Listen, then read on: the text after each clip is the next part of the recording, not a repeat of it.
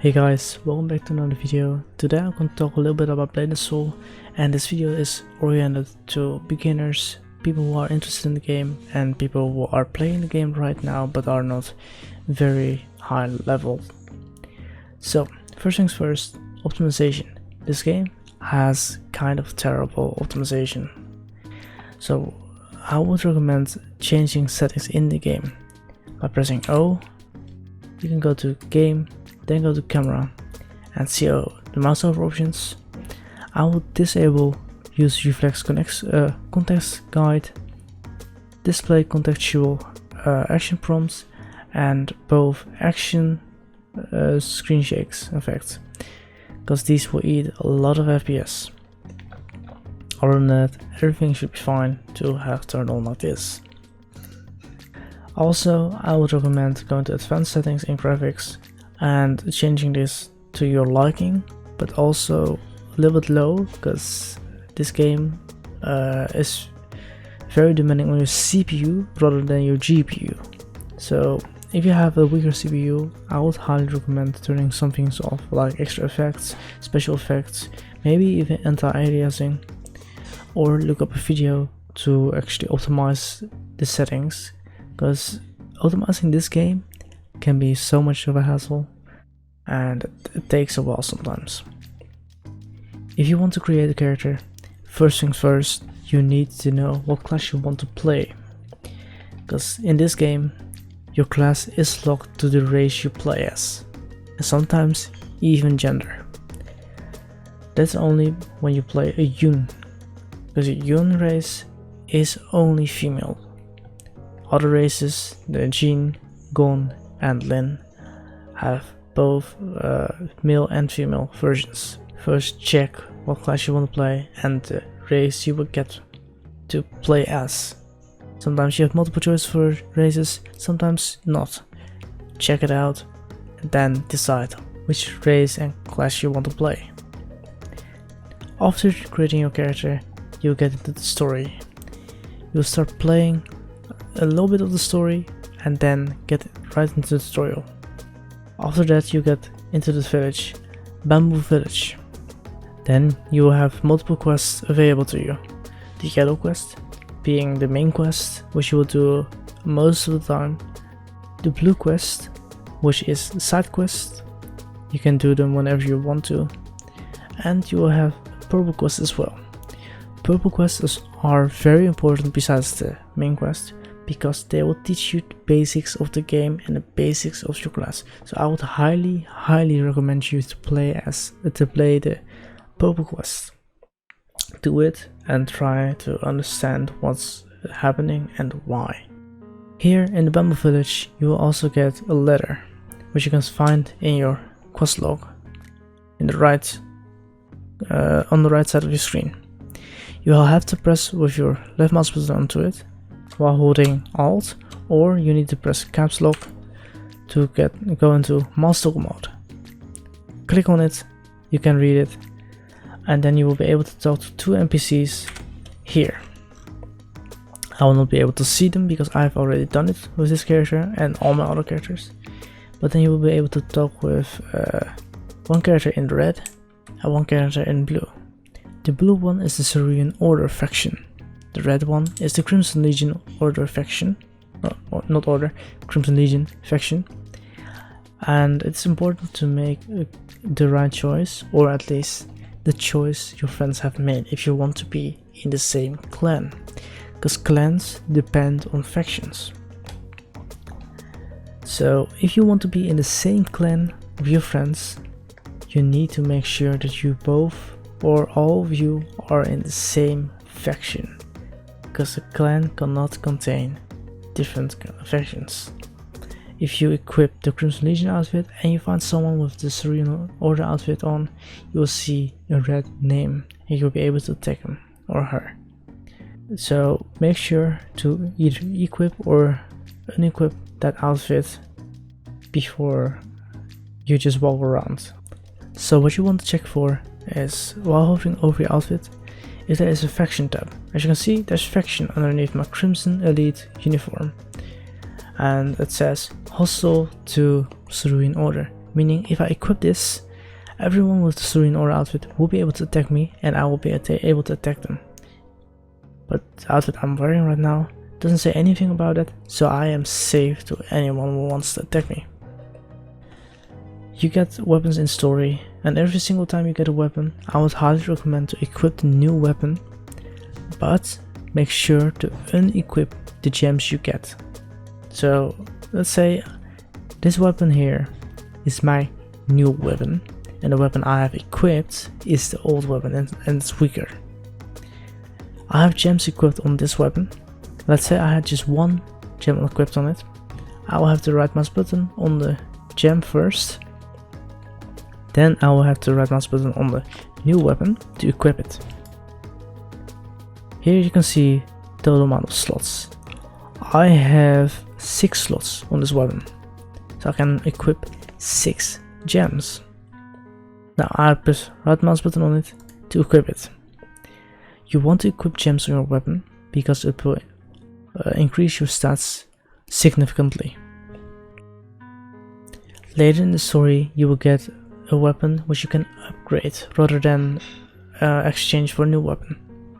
So you don't want to swap out a new weapon, then you will upgrade it. To upgrade your weapon you need just to press left mouse button on your equipped weapon or unequipped weapon, depends on if you have it equipped or not. Click on manage equipment and then you can see all you need to upgrade your weapon. At the bottom you can see the cost you will have. Because I'm a premium, I will have to pay 140 gold for this weapon to upgrade. For basic cost you would pay 200 gold as a non-premium member, that is. So 200 gold for non-premium, premium 140. I will have to use all these items. So I have 34 of the 65 transformation stones, so I don't have enough.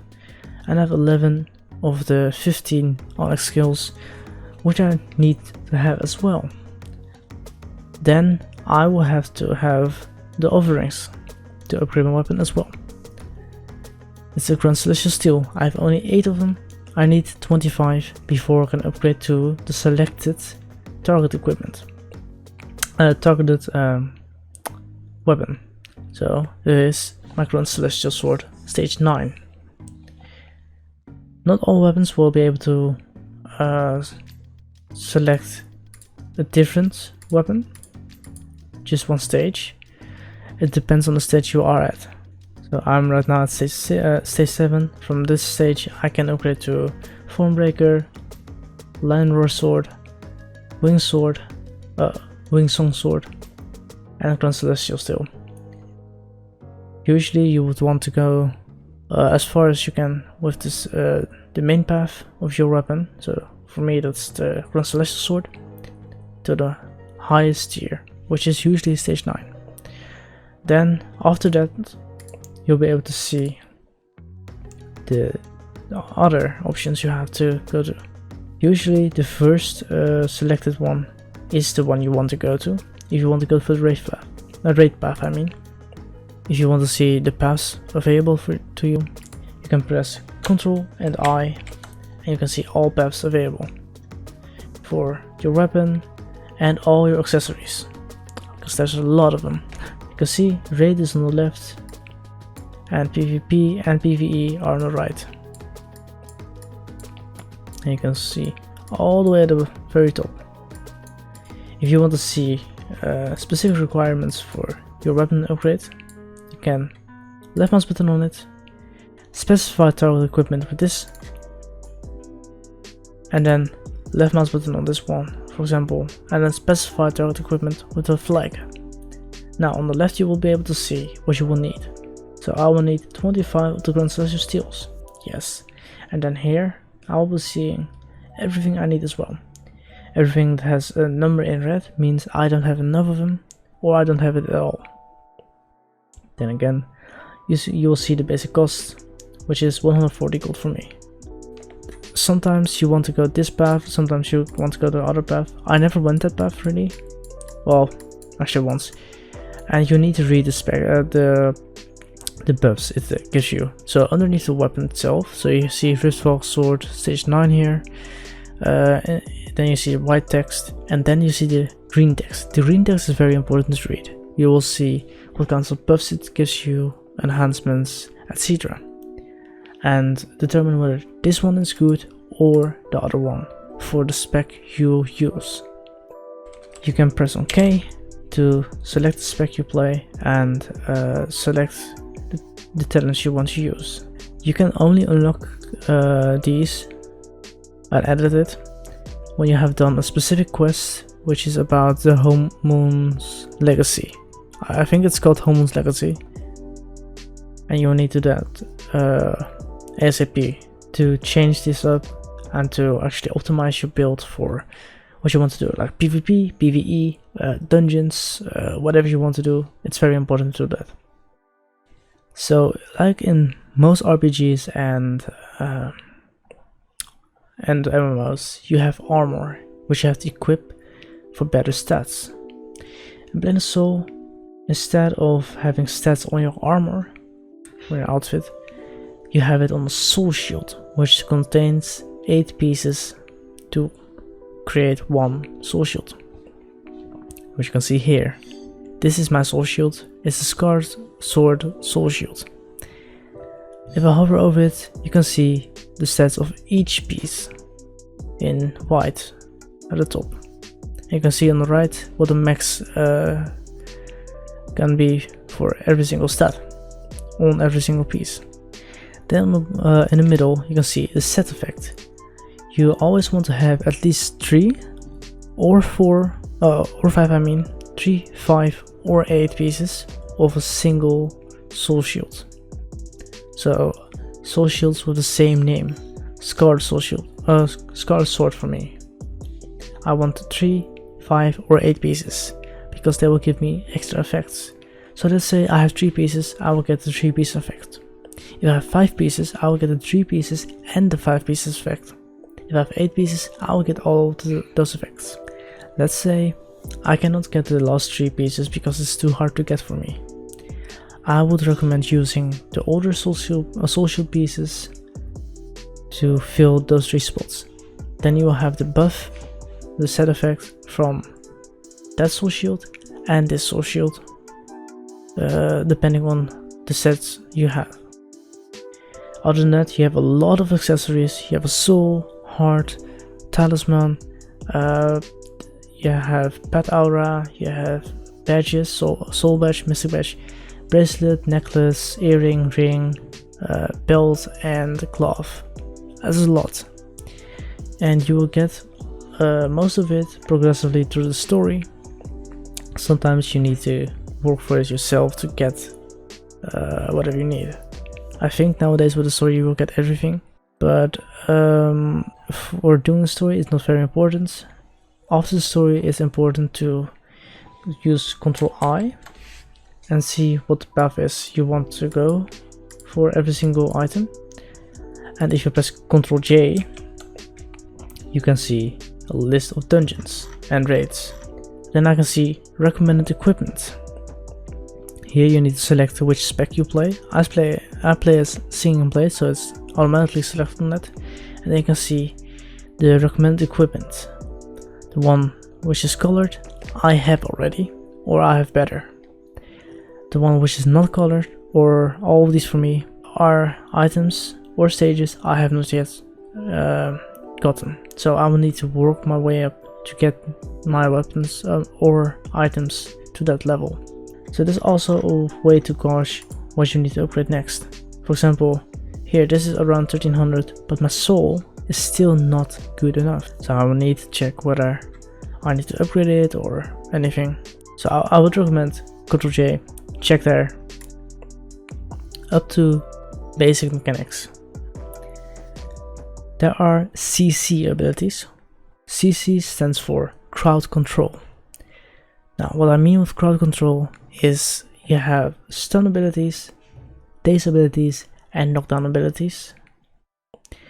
Those are all tied to specific skills. You will need to read your skills. Then it says knockdowns for X amount of seconds, stuns for X amount of seconds, or daze for X amount of seconds. It's important to know which skill does what and how you can use it, the requirements, etc. Because when you're fighting a boss, there is a CC bar right underneath their HP bar. When it's grayed out, so when it's white or grayish, you cannot do it on the boss because it will have no effect whatsoever.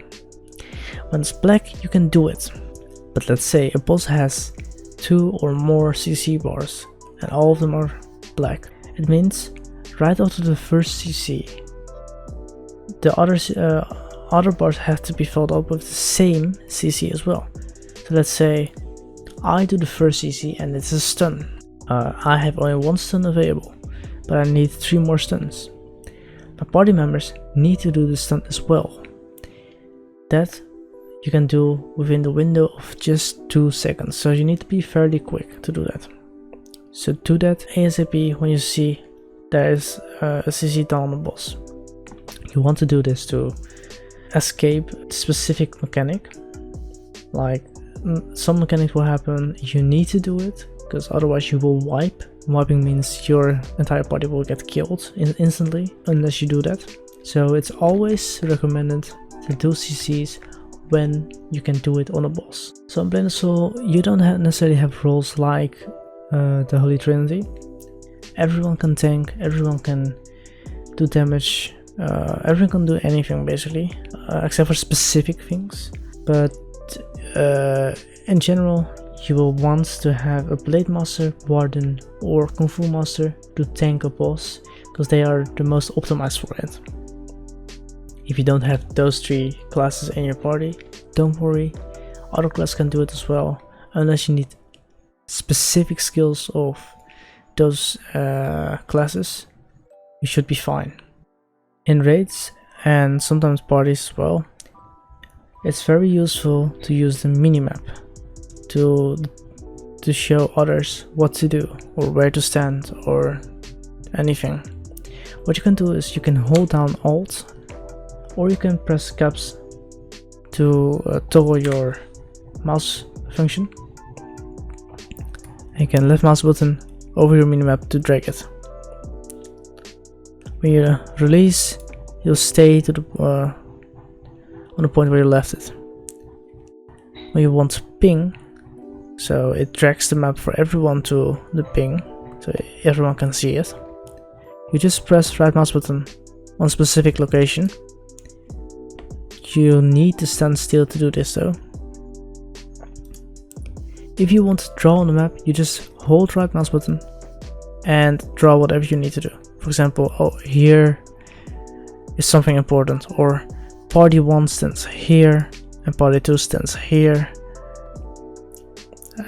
We do that all the time, so it's very important to check your minimap and also read the texts, the chat, to understand what's happening. If you don't know something, say it in the party chat or the alliance chat, because that's really important. If you want to talk, press enter and you can select the chat you want to talk in by pressing on the bubble here, the text bubble. There you have all these options. There's also a more convenient way to do this. Instead of pressing enter and then selecting what you want, where you want to chat, you can just press slash and, for example, P and the spacebar. You need to be in a party to do this though. So for me, slash and G, because I know the shortcuts for it, and then I can instantly start typing and chatting in my clan. Blade & Soul also has PvP. There's different kinds of PvP in game. You have arena PvP, which is equalized gears, where you can fight either 1-on-1 or 3v3 tag team battles. We also have open world PvP, which is highly dependent on your gear and level. So open world PvP can be hard sometimes, especially if you fight someone who's higher level or higher gear than you are. They will out DPS you much easier, and they will have more HP. Battlegrounds are 6v6 matches, and they are much like open world, where you have gear which you depend on. rather than equalized gears in Arena.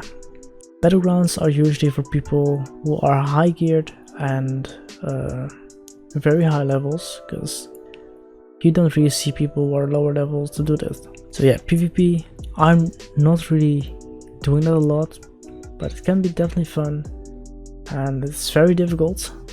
You need to know your class very well, but you also need to know every other class, and you need to know how to use your stun abilities, your days, knockdowns, iframes, and other skills. You need to build a specific build for PvP as well. So if you want to do PvP, I would highly recommend you to look up videos on that. I hope this guide was useful for you and you have learned something new or have figured something new out, so you understand the game better and you can play it with your friends way more proficiently and have more fun playing the game.